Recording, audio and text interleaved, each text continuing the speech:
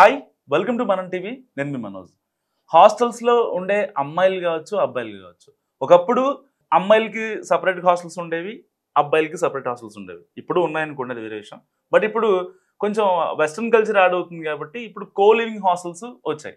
So ఇది co living హాస్టల్స్లో ఉండడం నేను తప్పనట్లేదు, ఉండే వాళ్ళని తప్పట్టట్లేదు. కానీ కో లివింగ్ హాస్టల్స్లో ఉండి ఎవరైతే తప్పులు చేస్తున్నారో, కొన్ని అరాచకాలు చేస్తున్నారో, రెడ్ హ్యాండెడ్గా అమ్మాయిలు బుక్ అవుతున్నారో, సో వాళ్ళ గురించి మాత్రమే, అందరినీ నేను అనట్లేదు. అండ్ మ్యాటర్ ఏంటంటే, హైదరాబాద్ నగరం వేగంగా విస్తరిస్తుంది. ఒకప్పుడు కొన్ని ప్రాంతాలకు మాత్రమే కొన్ని హోటల్స్, మెయిన్ హోటల్స్ కానీ చిన్న 2 to 5 స్టార్ హోటల్స్ పరిమితం అయ్యేవి. ఇప్పుడు అన్ని ప్రాంతాలలో మంచి హోటల్స్ వస్తున్నాయి. సో ముఖ్యంగా హైదరాబాద్ నగరం అత్యంత ప్రైమ్ ఏరియా, అంటే కొంచెం ఖరీదైన ఏరియాగా పేరుంటుంది. లైక్ మాదాపూర్ కావచ్చు, గచ్చిబౌలి కావచ్చు, నానక్రాంగూడ కావచ్చు, ఫినాన్షియల్ డిస్ట్రిక్ట్ కావచ్చు. సో ఇక్కడ హోటల్స్ అండ్ హాస్టల్స్ కూడా గట్టిగా ఉంటాయి. సో ఇటీవల కాలంలో కో లివింగ్ హాస్టల్స్ ఏర్పడ్డాయి. అందరూ తెలిసిన విషయం ఇది. సో వీటిపై రకరకాల ఆరోపణలు వినిపిస్తున్నప్పటికీ వీటిని చాలా సక్సెస్ఫుల్గా రన్ చేస్తున్నారు వాటి నిర్వాహకులు.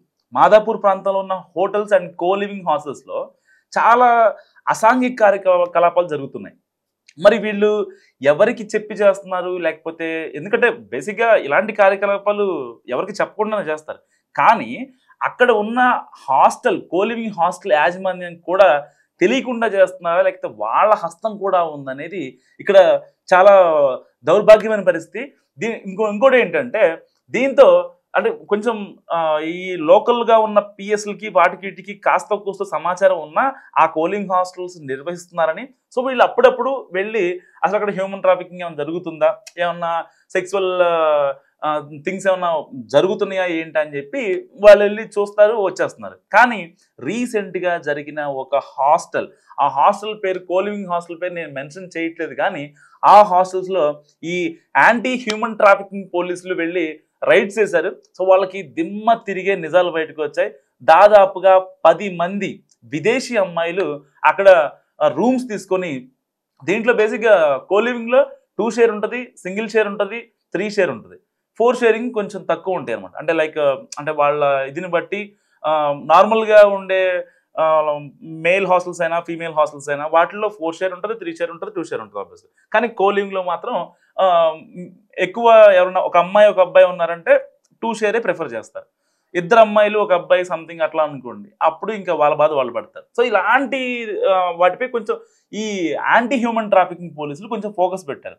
వాళ్ళు వెళ్ళి సడన్గా అక్కడ హాస్టల్ పైన రైడ్ చేస్తే దిమ్మ తిరిగే నిజాలు బయటకు వచ్చాయి భయ్య. అసలు ఎవరు ఎక్స్పెక్ట్ చేయని విధంగా దాదాపుగా 4 అబ్బాయిలు, ఇక్కడ తెలంగాణకు సంబంధించిన అబ్బాయిలు, దాంట్లో 2 ఆంధ్ర వాళ్ళు కూడా ఉన్నారు. సో హైదరాబాద్లో బుక్ అయ్యారు. అండ్ 10 మంది విదేశీ అమ్మాయిలు ఇక్కడ కొన్ని వాటికి పాల్పడుతూ రెడ్ హ్యాండెడ్గా పోలీసులకి చిక్కారు.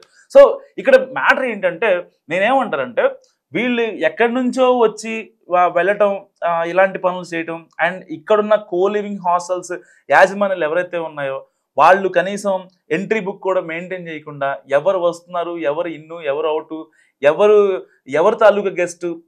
సపోజ్ ఒక కో లివింగ్ హాస్టల్లో ఒక సమ్ ఎక్స్ అనే పర్సన్ ఉన్నారు. సో ఆ ఎక్స్ అనే పర్సన్ కోసం వైజెడ్ అనే వాళ్ళు వచ్చారు. కనీసం వాళ్ళకి మినిమం థింగ్స్ ఏంటంటే ఎంట్రీ చేసుకోవాలి.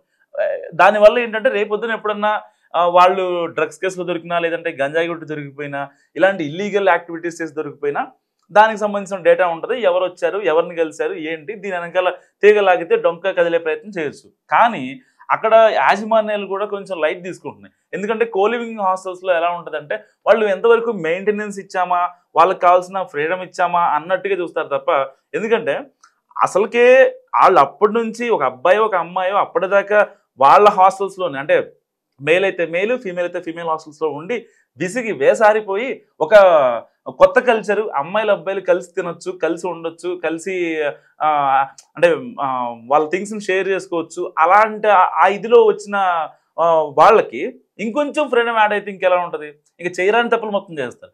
దానికి తోడు ఇంట్లో ఉన్న పేరెంట్స్కి అంటే డబ్బులు కావాలని పీడిస్తూ ఉంటారు. సో ఒక అమ్మాయిని తీసుకుందాం. ఒక రీసెంట్గా జరిగింది, ఒక 2 months బ్యాక్ ఈ ఇన్సిడెంట్ జరిగింది. అప్పుడు వీడియో చేద్దాం అనుకున్నా కానీ అప్పుడు కుదరలేదు. సో 2 months బ్యాక్ ఏంటంటే మాదాపూర్లో ఒక హాస్టల్లో ఒక అమ్మాయి స్టేయింగ్ చేస్తుంది. ఆ అమ్మాయి ఒక సాఫ్ట్వేర్ కంపెనీలో అమ్మాయి వర్కింగ్. తనకి ఒక 35,000 వరకు పర్ మంత్ శాలరీ వస్తుంది. అయితే ఈ అమ్మాయి రెడ్ హ్యాండెడ్గా ఒక అబ్బాయితో దొరికిపోయింది. ఇంట్లో ఏం చెప్పింది, లేదు నేను రూమ్ తీసుకొని ఉంటున్నాను సింగిల్గా, నాకు డబ్బులు సరిపోవట్లేదని చెప్పింది. ఈ అమ్మాయి డబ్బులు అడుగుతుందని చెప్పి వాళ్ళ ఇంట్లో వాళ్ళు కూడా వేస్తున్నారు. సరే మళ్ళీ పాప ఎక్కడ ఇబ్బంది పడుతుందో అని చెప్పి వేస్తున్నారు. కట్ చేస్తే ఆ అమ్మాయి ఒక అబ్బాయితో కోలివింగ్లో ఉంటుంది. వచ్చి ఆ కోలివింగ్ దగ్గర నా ఇంట్లో వాళ్ళు రచ్చరచ్చ చేసి ఆ అమ్మాయిని ఇంటికి తీసుకెళ్ళిపోయి ఆ అమ్మాయి పెళ్లి చేశారు. సో ఇలాంటి అంటే కనిపించని దారుణాలు చాలా ఉంటాయి. సో దీని ముసుగులో నేను కొన్ని నా నోటితో నేను చెప్పలేనివి కూడా చాలా ఉన్నాయి. సో కొంచెం వృత్తి ధర్మం రీత్యా కొంతమంది మారాలి, కొంతమంది పేరెంట్స్ కొంచెం వాళ్ళలో ఒక చైతన్యం రావాలనే ఒక ఇదితో చెప్తున్నాను తప్ప దీని వెనకాల జరిగే చీకటి దందా గురించి లేకపోతే ఇంకోటి చెప్తే నిజంగా పేరెంట్స్ అమ్మాయిల్ని హాస్టల్స్కి పంపించాలంటేనే భయపడతారు.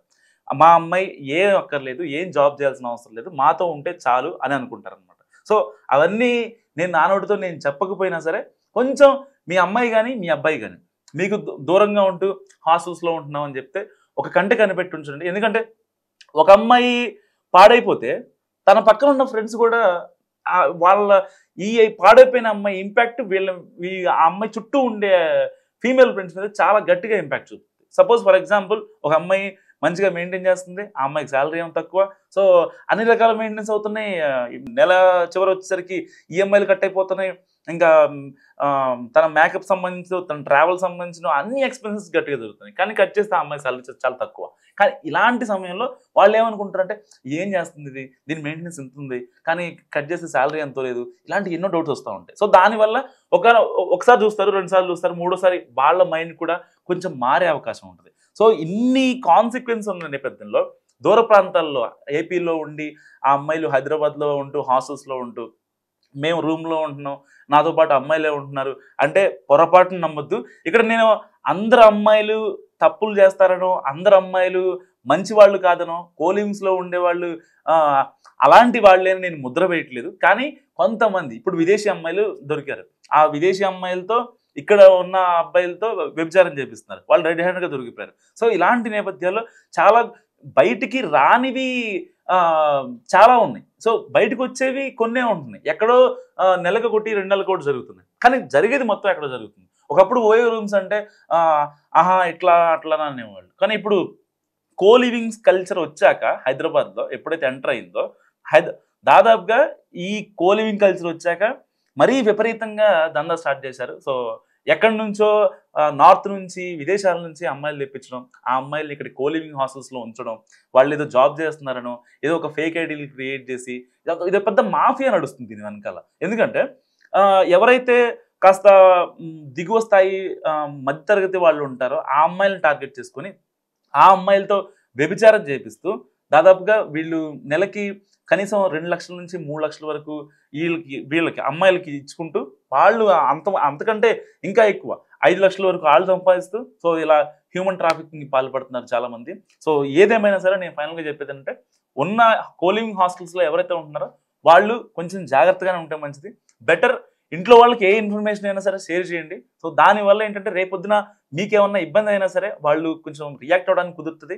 లేదు కోలివింగ్లోనే ఉంటాం మేము, మాకు ఈ కల్చర్ అనేది మాకు చాలా ఇంపార్టెంట్ ఉండాలి, ఇలాగే మేము మెయింటైన్ అవుతాం అంటే వన్ ఫైన్ డే దేనికైనా సరే కర్మ అనేది ఉంటుంది. సో ఆ టైం వచ్చినప్పుడు అది మనకి రిటర్న్ అవుతుంది ఏ రూపంలో అయినా సరే. సో ఫైనల్గా నేను చెప్పేది ఏంటంటే తల్లిదండ్రులకి ఒక ముఖ్య గమనిక, మీ పిల్లలు హైదరాబాద్లో కోలివింగ్ హాస్టల్లో ఉంటున్నారా, రూమ్లో ఉంటున్నారా, లేకపోతే మెన్స్ హాస్టల్లో ఉంటున్నారా, విమెన్స్ హాస్టల్లో ఉంటున్నారా, కరెక్ట్గా కనుక్కొని మీరు ఒకసారి ఫ్రీక్వెంట్గా కనీసం మంత్లీ వన్స్ అయినా వాళ్ళ దగ్గరికి వచ్చి విజిట్ చేసి వాళ్ళు ఏం చేస్తున్నారు ఏంటనేది మస్ట్గా తెలుసుకోండి. లేదంటే రేపొద్దున మీ పిల్లల పేర్లు లేకపోతే మీ పిల్లల గురించి టీవీల్లోనో న్యూస్లోనో వస్తే నిజంగా అది విని తట్టుకోవడం చాలా కష్టం. కాబట్టి నా ముఖ్య గమనిక పేరెంట్స్ అందరికీ. సో ఈ వీడియో గురించి అని ఇంకొక విషయం చెప్తున్నా.